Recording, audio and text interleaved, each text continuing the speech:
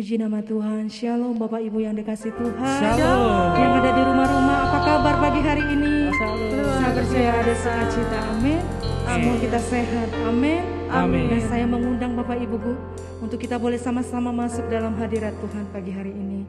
Mari kita tundukkan kepala kita bersatu dalam doa. Puji dan syukur kami ucapkan terima kasih Tuhan atas setiap kebaikan-Mu yang kami lalui Tuhan. Kalau pagi hari ini kami ada, semua karena kasih anugerah-Mu Tuhan. Kami sungguh bersyukur punya Tuhan yang ajaib, punya Tuhan yang luar biasa. Tidak ada seperti Engkau Tuhan yang kami temui di dunia ini. Hanya Engkau satu-satunya penolong kami, hanya Engkau satu-satunya pengharapan kami, hanya Engkau yang kami percaya Tuhan. Engkau telah membuat kami berarti di bagi-Mu Tuhan. Terima kasih Tuhan. Pagi hari ini kami mau masuk lebih dalam lagi dalam hadirat-Mu Tuhan. Kami rindu berjumpa secara pribadi dengan Engkau Tuhan. Lawan setiap kami Tuhan, lawan setiap umat-Mu yang ada di rumah-rumah Tuhan. Penuhi setiap hati kami Tuhan, penuhi setiap hati mereka Tuhan. Kami percaya Tuhan, ketika kami fokus menyembah-Mu Tuhan, kami merasakan ada sukacita, kami merasakan ada ketenangan dalam hidup kami Tuhan. Kami meninggalkan setiap beban yang selama ini merintangi kami Tuhan. Kami mau ambil waktu yang terbaik pagi hari ini Tuhan, untuk kami sujud di hadapan-Mu, untuk kami mau bersyukur atas apa yang Tuhan anugerahkan dalam hidup kami. Terima kasih Tuhan, terima kasih Bapa yang baik. Walau 1000 rebah di sisi kanan kami Tuhan, Engkau tetap menolong kami Tuhan. Terima kasih Bapa yang baik.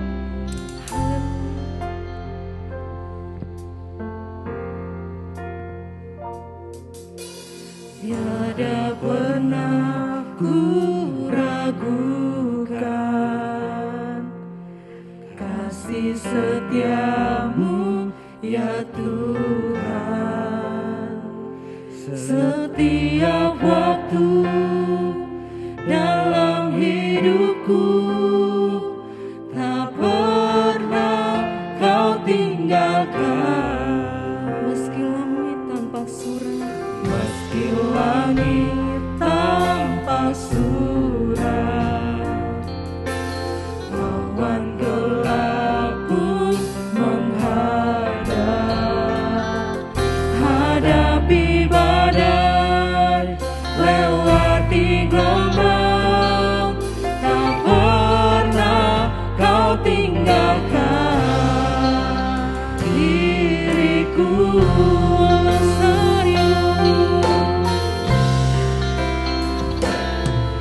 Walau 1000 rebah di sisiku,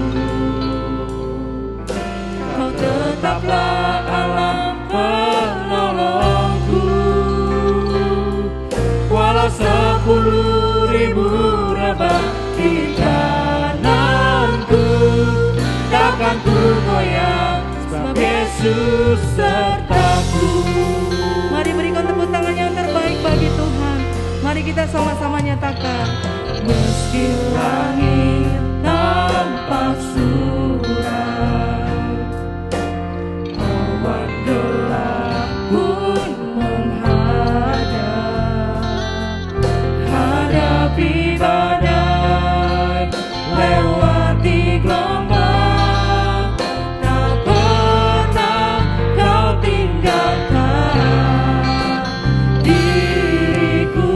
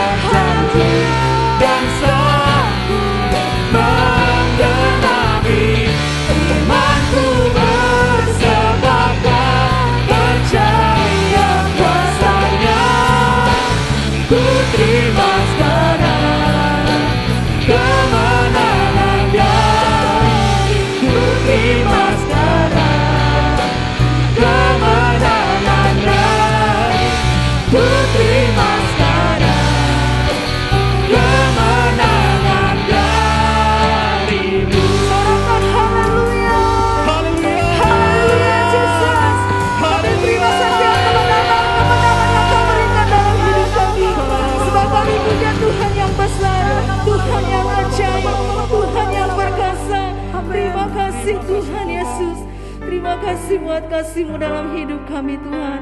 Kami mau terus Tuhan memuliakan Engkau. Kami mau terus Tuhan menyembah-Mu Tuhan. Kami mau terus naikkan syukur kami di hadapan-Mu. Sebab kami tahu dan kami yakin Engkau sanggup melakukan perkara yang ajaib dalam hidup kami. Engkau sanggup melakukan mujizat demi mujizat bagi setiap umat-Mu Tuhan. Kami percaya Tuhan, yang mengalami sakit saat ini Tuhan Engkau sudah sembuhkan. Yang mengalami keterpurukan Engkau sudah pulihkan bagi setiap mereka Tuhan. Mari Tuhan lebih lagi jamah setiap umat-Mu Tuhan. Biar mereka lebih sungguh-sungguh lagi kepadamu Tuhan. Biar mereka percaya bahwa Tuhan sanggup melakukan yang tidak mungkin. Tuhan Yesus, maka sanggup melakukan perkara yang besar bagi setiap umat-Mu Tuhan. Walaupun dunia ini bergoncang Tuhan, namun umat-Mu tidak pernah takut. Sebab punya Tuhan yang besar, sebab punya Tuhan yang ajaib.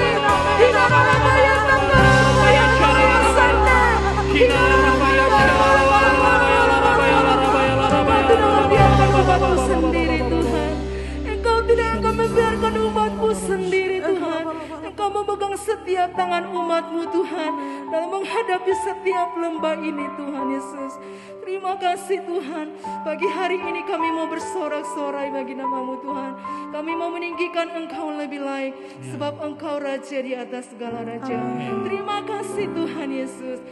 Haleluya. Mari yang percaya sama-sama katakan amin. Puji nama Tuhan. Saya mau lihat sorak-sorai di rumah-rumah. Berikan tepuk tangan yang terbaik bagi Tuhan Yesus.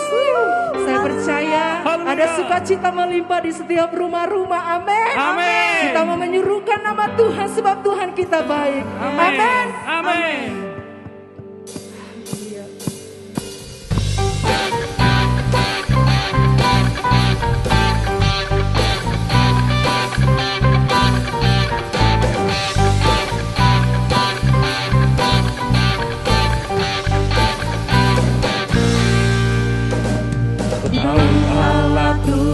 Bekerja di dalam segala perkara dan mendatangkan kebaikan bagi yang mengasihi Dia. Saat melewati gunung dan lembah, takkan takut bahaya. Penyertaannya ku rasakan di sepanjang jalan hidupku. Mari sama-sama angkat kedua tangannya, katakan sebab Dia baik. Ku angkat tangan memuji Dia.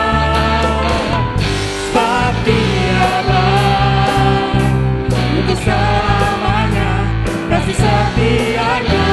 Puji Yesus, sebab Dia baik. Mari kita nyanyikan pujian ini dari Allah dengan sukacita. Allah turut bekerja di dalam segala perkara untuk mendatangkan kebaikan bagi yang mengasihi Dia. Saat melewati gunung dan lembah, takkan takut bahaya. Penyertaannya ku rasakan di sepanjang jalan hidupku. Sebab Dia baik. Mari angkat kedua tangannya. Tangan memuji Dia. Sebab Dia baik, untuk selamanya kasih setianya. Puji Yesus, sebab Dia baik. Lebih lagi katakan Sebab Dia Kau baik bagi baik. kami Tuhan. Kasih setiamu tidak pernah berakhir dalam hidup kami. Sebab Dia baik, untuk selamanya kasih setianya. Puji Yesus, sebab Dia baik. Lebih lagi katakan Sebab Dia baik, ku angkat tangan memuji Dia. Sebab Dia baik, untuk selamanya kasih setianya. Puji Yesus, sebab Dia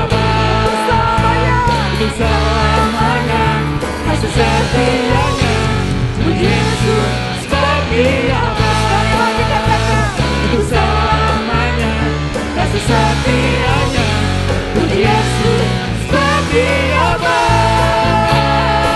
Sorakan haleluya.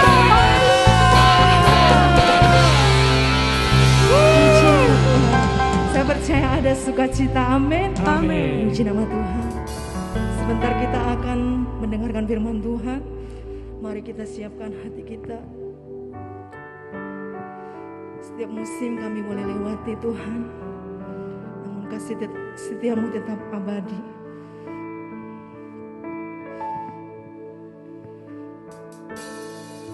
Musim akan selalu berganti, kasih Tuhan tetap abadi. Tak akan berubah sampai selamanya, ku tetap percaya. Kami tahu Tuhan Engkau memberkati setiap kami. Tuhan memberkati. Kami yakin Tuhan Engkau melindungi setiap kehidupan kami. Ku yakin Tuhan Burung di udara Engkau pelihara Tuhan. burung di udara, Tuhan pelihara karena kasih-Nya. Engkau yang selalu menolong kami Tuhan. Engkau selalu menolongku, selalu menjagaku, sehelai di rambutku tak akan terjatuh tanpa seizinmu.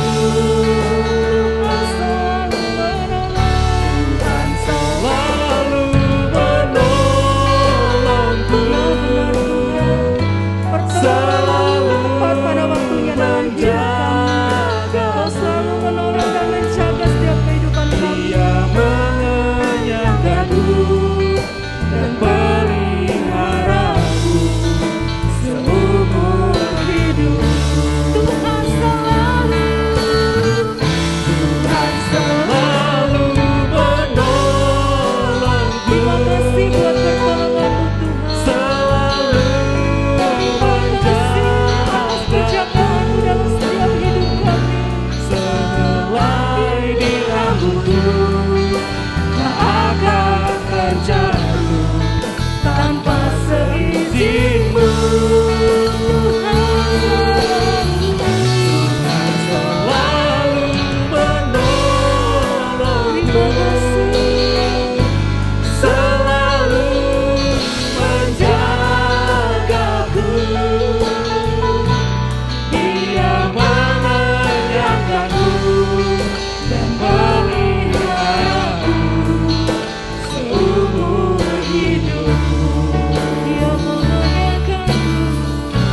Dia mengenyangkanku dan peliharaku seumur hidupku. Sekali lagi katakan. Dia mengenyangkanku dan peliharaku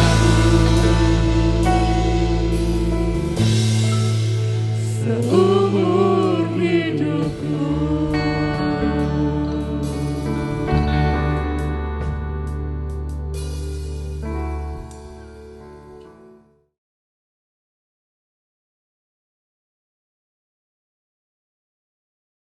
Shalom semuanya.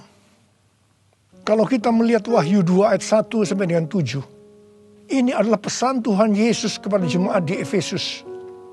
Tuhan Yesus berkata, "Aku tahu segala pekerjaanmu, baik jerih payahmu maupun ketekunanmu.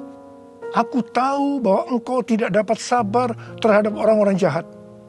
Ada yang menyebut dirinya rasul, tetapi sebenarnya mereka berdusta. Engkau tetap sabar dan menderita oleh karena namaku, dan engkau tidak mengenal lelah. Engkau juga membenci segala perbuatan pengikut-pengikut Nikolaus yang juga aku benci. Namun demikian, aku mencela engkau, karena engkau telah meninggalkan kasihmu yang semula. Sebab itu ingatlah betapa dalamnya engkau telah jatuh. Bertobatlah dan lakukanlah lagi apa yang semula engkau lakukan. Jika tidak demikian, aku akan datang kepadamu dan aku akan mengambil kaki dianmu dari tempatnya, jikalau engkau tidak bertobat. Sesuai dengan penjelasan Alkitab penuntun hidup berkelimpahan, yang dimaksudkan dengan mengambil kaki dianmu, artinya menolak dan mengeluarkan dari dalam kerajaannya, yang berarti kehilangan keselamatan. Pesan Tuhan Yesus kepada jemaat di Efesus ini juga berarti pesan buat kita semua, yang dapat disimpulkan sebagai berikut. Kalau kita melihat apa yang dilakukan jemaat di Efesus untuk melayani pekerjaan Tuhan, itu sungguh luar biasa. Tetapi apapun yang mereka lakukan untuk melayani pekerjaan Tuhan, meskipun itu sungguh luar biasa, tetapi kalau tidak didasarkan kepada kasih yang semula, maka Tuhan akan berkata, betapa dalamnya engkau telah jatuh. Bertobatlah dan lakukan lagi apa yang semula engkau lakukan. Jika tidak demikian, maka engkau akan kehilangan keselamatan. Tetapi barang siapa menang, artinya kembali kepada kasih yang semula, maka akan diberi makan dari pohon kehidupan yang ada dalam taman Firdaus Allah, yang artinya akan masuk sorga.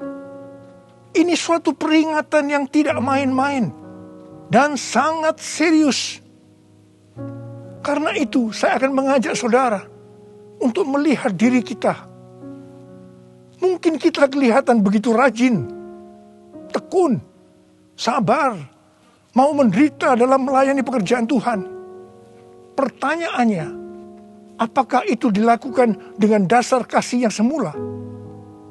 Banyak orang yang kelihatan luar biasa dalam melayani pekerjaan Tuhan, bukan karena didasarkan kepada kasih yang semula, tetapi karena kewajiban atau ada motivasi yang lain. Tuhan mau supaya kita kembali kepada kasih yang semula. Kasih yang semula adalah kasih yang kita miliki pada waktu baru bertobat dan mengalami kelahiran baru. Waktu saya baru bertobat dan mengalami kelahiran baru, saya begitu haus akan Tuhan, akan firman-Nya. Dan saya selalu menjaga kehidupan saya agar selalu hidup kudus sesuai dengan firman Tuhan. Dan puji Tuhan, ini tetap saya jaga sampai dengan hari ini. Bahkan kasih saya kepada Tuhan semakin bertambah. Orang yang memiliki kasih yang semula pasti akan hidup sama seperti Kristus telah hidup.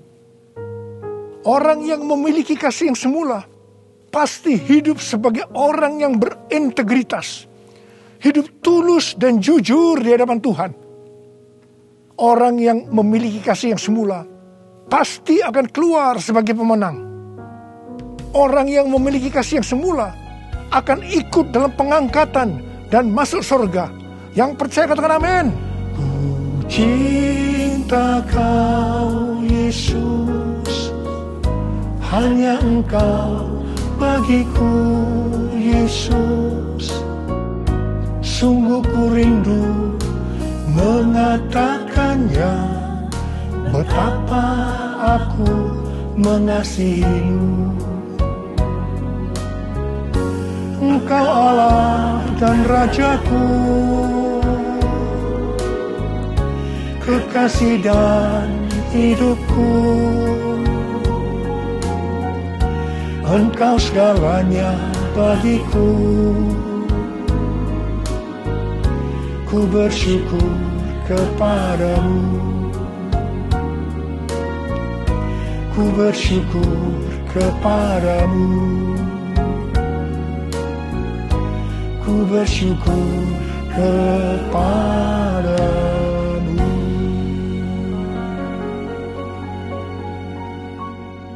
Pada waktu Tuhan Yesus ditanya oleh murid-muridnya tentang tanda kedatangannya kembali dan tanda kesudahan dunia ini, Tuhan Yesus menjawab dalam Lukas 21 ayat 11 bahwa salah satunya adalah penyakit sampar. Jadi COVID-19 ini adalah salah satu tanda dari kedatangan Tuhan Yesus kembali dan tanda kesudahan dunia ini. Awal tahun 2009, Tuhan berbicara kepada saya dengan sangat serius dari Wahyu 3 ayat 11 bagian A. Aku datang segera. Aku datang segera.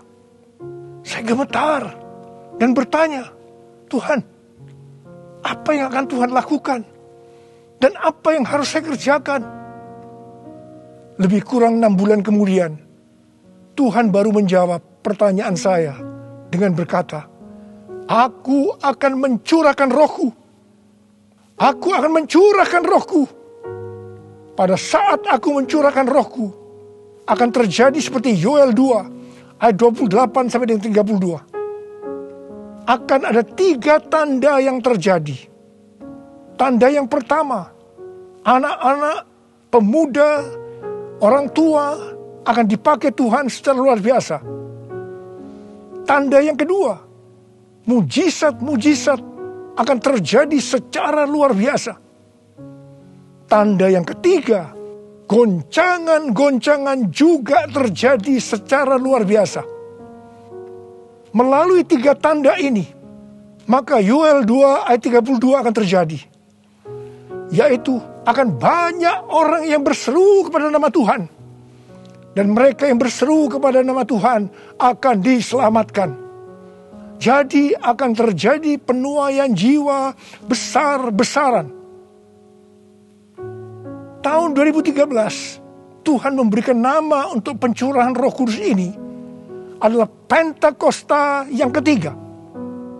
Jadi salah satu tanda terjadinya Pentakosta yang ketiga adalah goncangan-goncangan. Sejak tahun 2009, hampir di setiap khotbah saya selalu mengingatkan tentang goncangan ini. Saya sering berkata, kalau saudara percaya akan terjadi goncangan-goncangan, katakan amin. Tetapi sering aminnya hanya sekedar berkata amin saja. Saya selanjutnya akan berkata, saudara tidak berkata amin pun, goncangan pasti terjadi. Biasanya kita akan tertawa setelah saya berkata seperti itu. Tetapi siapa mengira tanggal 2 Maret tahun 2020, Presiden Jokowi mengumumkan bahwa COVID-19 masuk ke Indonesia. Mulai saat itu goncangan karena pandemi COVID-19 mulai terjadi dan sampai dengan hari ini belum selesai. Banyak orang yang khawatir, ketakutan, bosan, jenuh, depresi.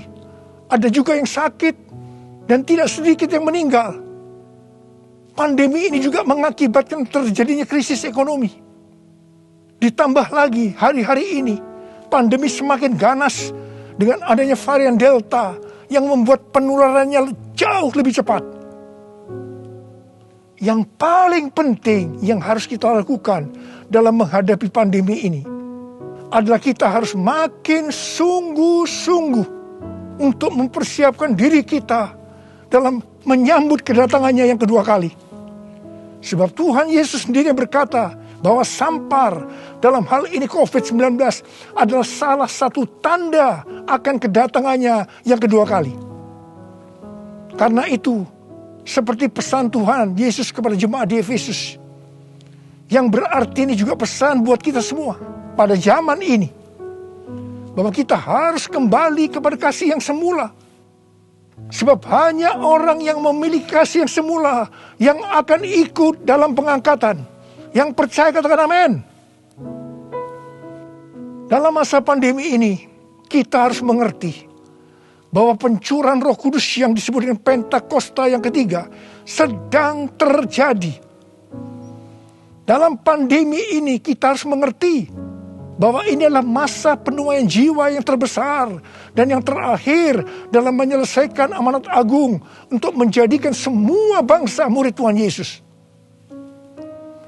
Dalam masa pandemi ini, kita harus mengerti bahwa akan terjadi kebangkitan generasi Yeremia, yaitu anak-anak muda yang dipenuhi Roh Kudus, cinta mati-matian kepada Tuhan Yesus, tidak kompromi terhadap dosa, dan akan bergerak untuk memenangkan jiwa. Sucikan dan kuduskan hati ini untuk layak menghadap hadirat-Mu. Tubuh jiwa rohku kuserahkan padamu, ku menyembah-Mu. Tinggikan nama-Mu ya Tuhan, mulialah nama-Mu ya Tuhan. Tiada lain seperti Engkau ya Allahku, besar kuasa-Mu. Tiada lain seperti Engkau ya Allahku, besar kuasa-Mu. Besar kuasa-Mu.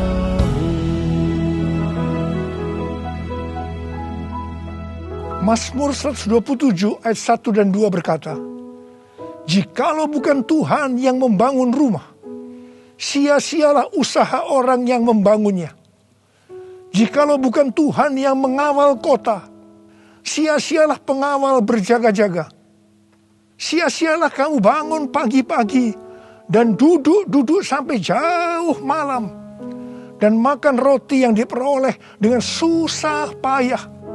Sebab Ia memberikannya kepada yang dicintainya pada waktu tidur. Ayat ini mengingatkan kita bahwa dalam segala hal, termasuk dalam masa pandemi ini, kita harus mengandalkan Tuhan. Termasuk dalam hal membangun rumah, termasuk dalam hal perlindungan. Sesuai dengan Mazmur 91 dikatakan, kalau kita menjadikan Tuhan sebagai tempat perlindungan dan kubu pertahanan kita, maka kita tidak usah takut terhadap kedahsyatan malam, terhadap panah yang terbang di waktu siang, terhadap penyakit sampar yang berjalan di dalam gelap, terhadap penyakit menular yang mengamuk di waktu petang, termasuk dalam hal mencari nafkah di tengah-tengah krisis ekonomi yang terjadi hari-hari ini. Kita harus tetap mengandalkan Tuhan. Mungkin ada di antara saudara yang kena PHK, atau mungkin mengalami kesulitan karena banyak faktor sehingga mengalami kerugian, kesulitan untuk mencari keuntungan. Tetapi sesuai dengan ayat firman Tuhan tadi, kita diingatkan bahwa Tuhan justru akan memberikan berkat-Nya kepada yang dicintainya pada waktu tidur. Berkat yang diberikan pada waktu tidur di sini bisa diartikan berkat yang diberikan bukan karena kehebatan kita, bukan karena prestasi kita, bukan karena kekuatan kita, bukan karena kepandaian kita, juga bukan karena usaha kita yang mati-matian. Dan berkat yang seperti itu hanya diberikan kepada orang yang dicintainya. Haleluya! Kalau kita mengandalkan Tuhan, kita pasti menjadi orang yang dicintai Tuhan. Orang yang mengandalkan Tuhan adalah orang yang mengikuti segala perintah yang diberikan tanpa ragu-ragu, tanpa banyak pertanyaan, tanpa bersungut-sungut, tetapi dengan hati yang percaya disertai ucapan syukur. Demikian juga dalam menghadapi pandemi ini.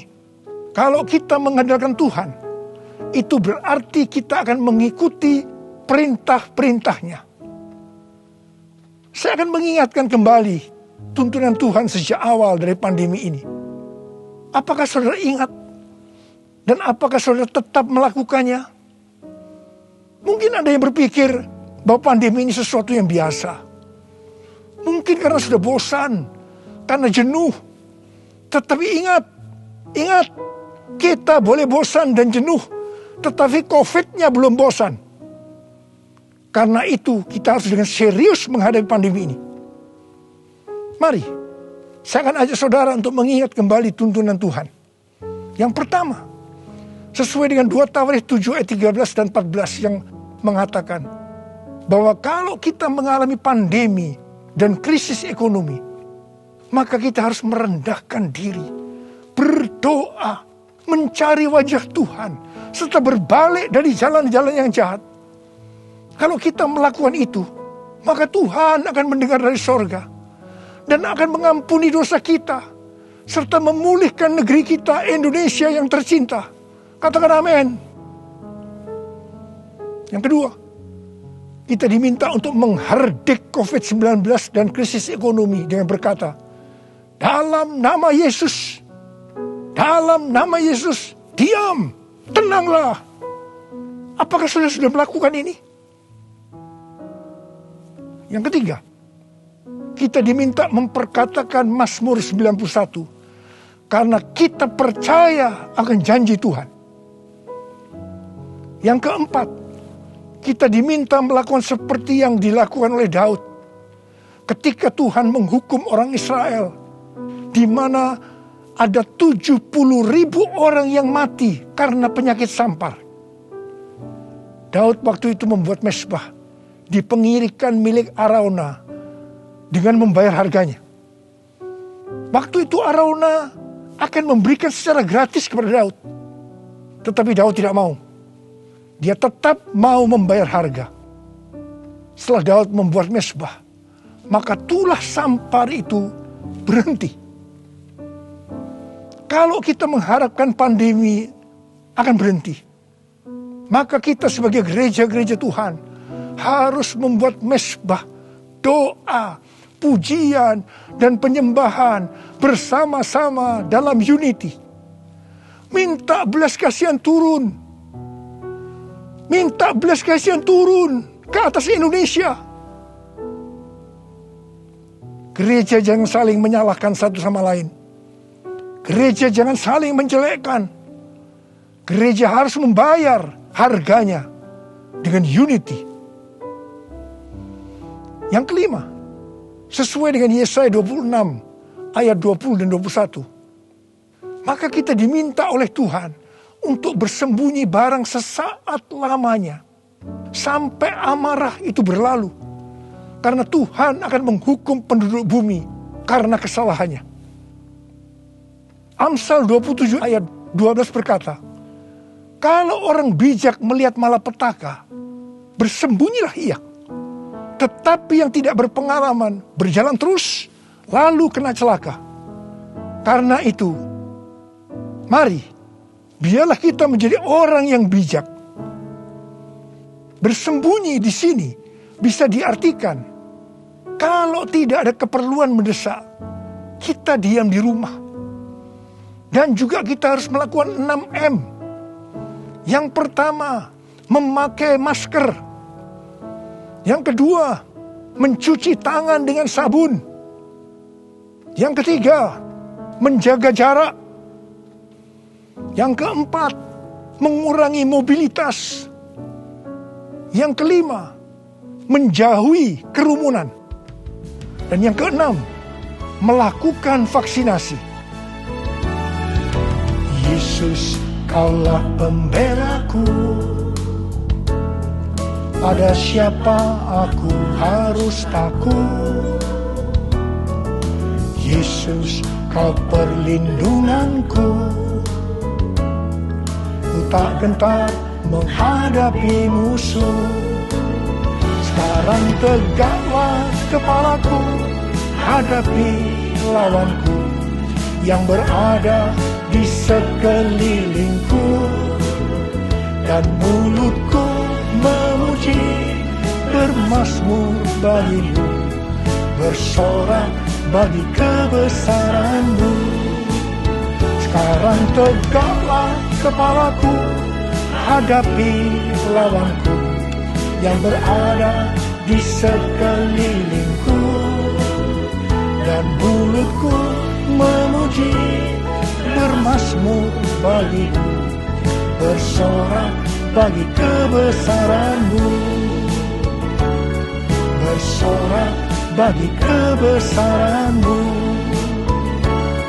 bersorak bagi kebesaran-Mu.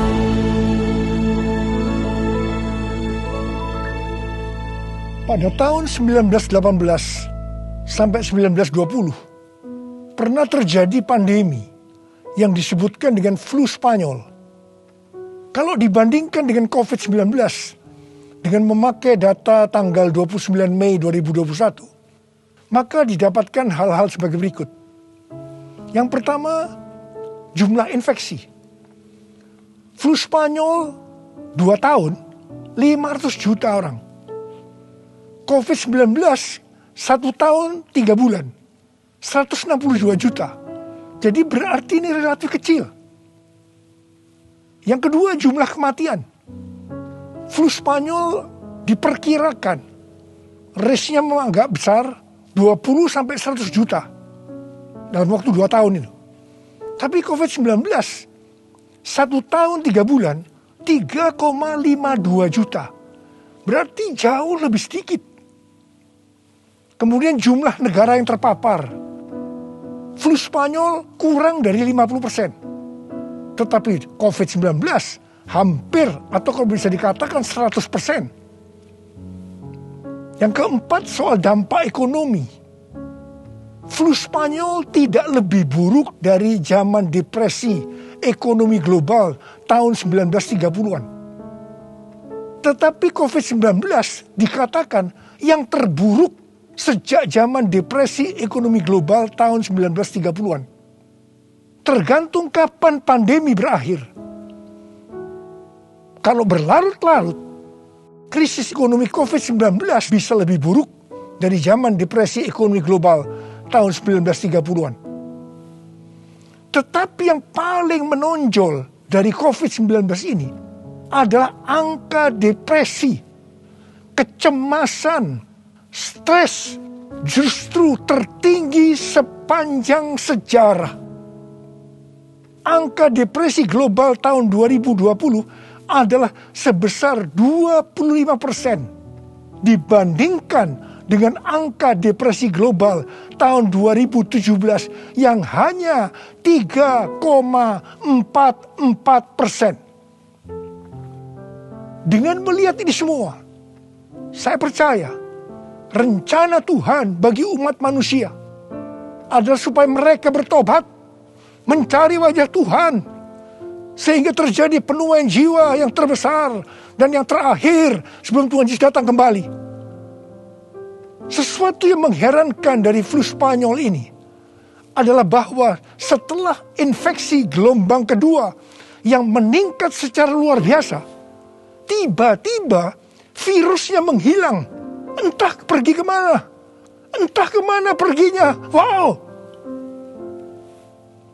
Kita boleh berdoa kepada Tuhan agar ini juga terjadi pada COVID-19 serta varian-varian yang lain yang tiba-tiba menghilang entah kemana karena amarah Tuhan sudah berlalu.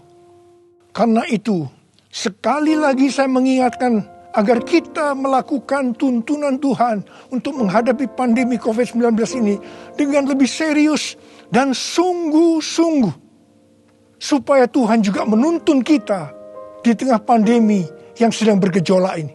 Saya percaya kalau kita kembali kepada kasih yang semula, kita akan berkata, Tuhan, pakai saya menjadi alat-Mu untuk menyelesaikan amanat agung. Maranatha, datanglah segera Tuhan Yesus.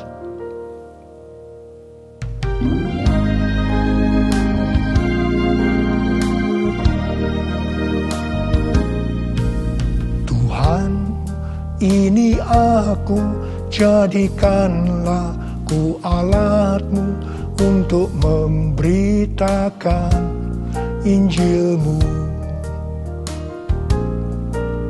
Tuhan, ini aku, jadikanlah ku hamba-Mu untuk melakukan firman-Mu. Penuhi hidupku dengan roh-Mu, agar ku jadi saksi-Mu. Pakailah hidupku dan urapilah untuk kemuliaan nama-Mu, untuk kemuliaan nama-Mu, untuk kemuliaan nama-Mu. Urialaba syaralaba kana marabalaba laba laba laba. Oh ya la la bara bara bara bara bara bara bara bara. Oh ya la la bara bara bara bara bara bara. Ada berapa banyak di antara saudara yang berkata kepada Tuhan, Tuhan, ini saya Tuhan, ini saya Tuhan, pakailah saya menjadi alat-Mu untuk menyelesaikan amanat agung Tuhan Yesus. Saudara boleh angkat tangan saudara.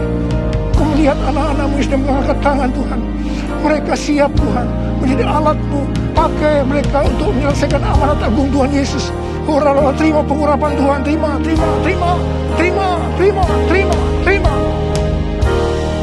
Oh Tuhan Yesus, di tengah-tengah pandemi hari-hari ini Tuhan, biarlah kami mengerti, kami harus kembali kepada kasih yang semula. Tuhan, biarlah anak-anak-Mu mengerti akan hal ini. Mereka akan kembali kepada kasih yang semula ya Tuhan. Bapa-Mu berdoa buat mereka yang sekarang sedang terpapar dengan COVID-19 ini Tuhan. Mereka yang sekarang sedang mengalami krisis dalam ekonomi mereka. Tolong mereka Tuhan. Tolong anak-anak-Mu. Tolong mereka. Kasihanilah mereka Tuhan. Kasihani Indonesia. Kasihani Indonesia Tuhan. Kasihani Indonesia. Belas kasihan Tuhan turun ke atas kamu semua. Belas kasihan Tuhan turun ke atas Indonesia. Terima kasih dalam nama Yesus. Dalam nama Yesus. Haleluya. Amin. Mari saudara, kita akan masuk dalam perjamuan kudus. Kita akan mengingat ayat ini. Sebab setiap kali kamu makan roti ini dan minum cawan ini, kamu memberitakan kematian Tuhan sampai Ia datang. Perjamuan kudus adalah perjamuan Tuhan Yesus sendiri. Setiap kali kita masuk dalam perjamuan kudus, Tuhan Yesus selalu berkata, biarlah ini menjadi peringatan akan daku. Biarlah ini menjadi peringatan akan daku.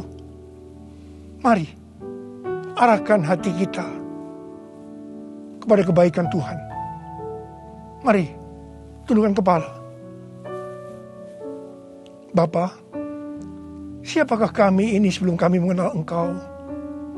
Kami ini orang berdosa. Upah dosa adalah maut, mati. Tapi Engkau yang tidak berdosa telah dijadikan dosa oleh karena kami semua. Engkau harus turun dari sorga mulia, menjelma menjadi manusia, mati ganti kami dengan penderitaan yang luar biasa. Dan Kau dibangkitkan kembali. Bapa, betapa baiknya Engkau itu. Engkau jadikan kami sebagai anak-anak-Mu. Engkau yang memberkati, Engkau menuntun, Engkau membela, Engkau mendidik kami, Engkau menyembuhkan kami, Engkau memberikan kami damai sejahtera-Mu di tengah-tengah pandemi ini Tuhan. Engkau juga menghajar kami kalau kami berbuat tidak benar di hadapan-Mu. Itu Engkau ya Aba. Itu Engkau ya Aba. Betapa baiknya Engkau itu. Tuhan akan memberkati saudara melalui perjamuan kudus. Tapi Tuhan mau kita makan dan minum dengan cara yang benar.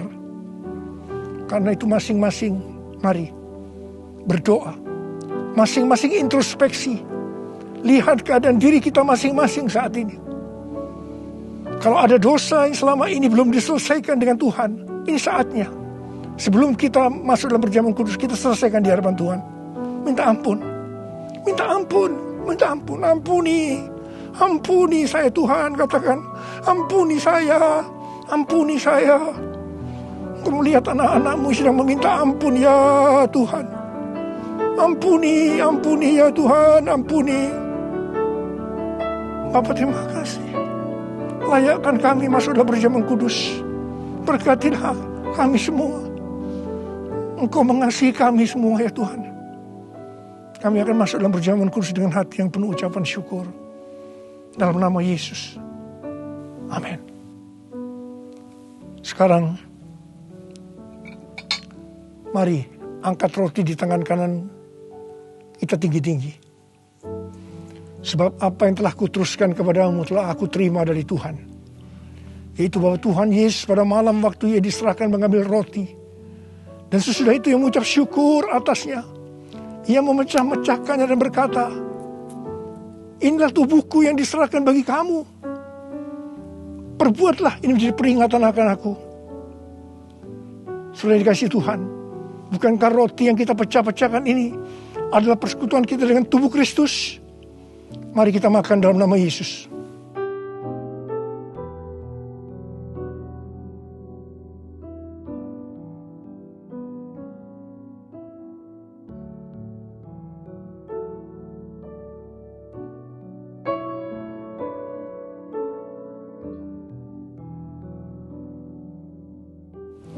Sekarang angkat cawan di tangan kanan kita tinggi-tinggi. Demikian juga Ia mengambil cawan sesudah makan lalu berkata, cawan ini adalah perjanjian baru yang dimeteraikan oleh darahku. Perbuatlah ini setiap kali kamu meminumnya menjadi peringatan akan aku. Sudah dikasih Tuhan, bukankah cawan pengucapan syukur yang atasnya kita ucapkan syukur adalah persekutuan kita dengan darah Yesus? Mari kita minum dalam nama Yesus.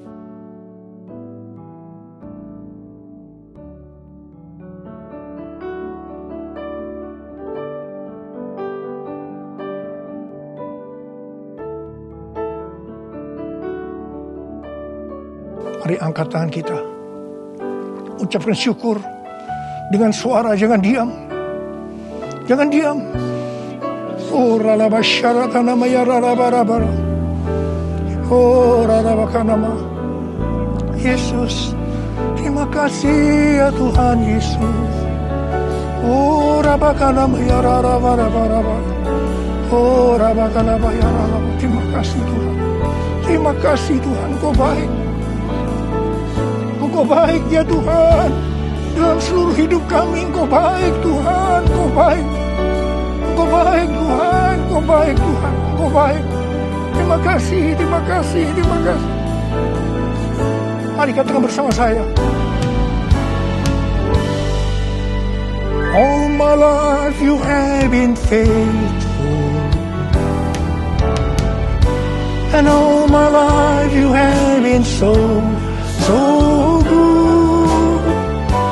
With every breath that I am able, I will sing of the goodness of God. All my life you have been faithful, and all my life you have been so good. With every breath that I am able, I will sing of the goodness of God. I will sing of the goodness of God. I will sing of the goodness of God.